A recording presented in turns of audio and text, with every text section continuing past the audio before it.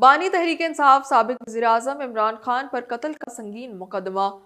Peoples party کے بانی ذوالفقار علی بھٹو کے بعد عمران خان کے خلاف بھی قتل کا مقدمہ درج کر دیا گیا ہے اور FIR سیل کر دی گئی ہے۔ بلاول بھٹو کے نانا بھٹو پر 1974 میں اس وقت کے وزیراعظم کے خلاف معروف قانون دان احمد خان قصوری کے قتل کا مقدمہ درج ہوا تھا، جس کے بعد جنرل ضیاء الحق نے انہیں تختہ دار پر چڑھا دیا۔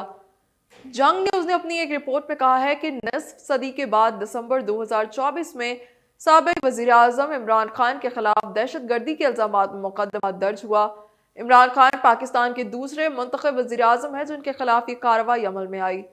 عمران خان جو پہلے ہی مختلف مقدمات کے سلسلے میں کئی ماہ سے اڈیالہ جیل میں قید ہیں، ان کے خلاف قتل کا مقدمہ گزشتہ ہفتے PTI احتجاج کے دوران سری نگر ہائی وے پر تیز رفتار گاڑی کی زد میں نیم فوجی دستے کے اہلکاروں کی ہلاکت کے سلسلے میں درج ہوا۔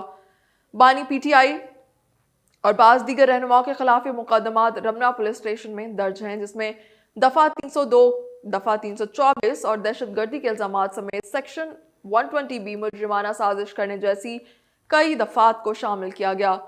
پولیس حکام کی مدیت میں درج FIR میں الزام عائد کیا گیا ہے کہ عمران خان اور PTI کے دیگر رہنماؤں کے کہنے پر نامعلوم ڈرائیور نے لینڈ کروزر رینجرز اہلکاروں پر چڑھا دی، جس کے نتیجے میں 3 اہلکار جاں بحق اور 2 زخمی ہوئے۔ دوسری جانب اسلام آباد پولیس کے ترجمان کا کہنا ہے کہ رینجرز اہلکاروں کی شہادت کی FIR سیل ہے۔ سیل FIR کے حوالے سے کچھ نہیں کہا جا سکتا۔ ادھر عمران خان کی بہن علیمہ خان نے اپنے بھائی سے اڈیالہ جیل میں ملاقات کے بعد کہا ہے کہ آخری کارڈ ابھی استعمال نہیں کروں گا۔ انہوں نے ہدایت کی کہ لال مسجد سے بھی بڑا سانحہ کرایا گیا، جو سانحہ ہوا اس کو مقامی اور عالمی سطح پر اٹھایا جائے۔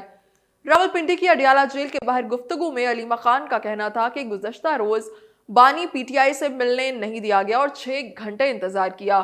آج بھی جیل سے پیچھے روکا گیا، آنے نہیں دیا جا رہا تھا۔ انہوں نے کہا کہ بانی PTI کی صحت بالکل ٹھیک ہے، ان کے اخبارات بند ہیں، ٹی وی کی سہولت میسر نہیں ہے۔ بانی PTI عمران خان کو آج اور کل وکلا سے معلومات ملی، ہم نے بھی ان کو اس سانے سے آگاہ کیا جس پر وہ شدید صدمے سے دوچار تھے۔ اس کے ساتھ ہی اپنی میزبان ہیرا نوید کو دیجیے اجازت۔ اردو پوائنٹ اسٹوڈیو سے فی الوقت اتنا ہی۔ مزید معلومات اور تازہ ترین خبروں کے بارے میں جاننے کے لیے دیکھتے رہیے اردو پوائنٹ۔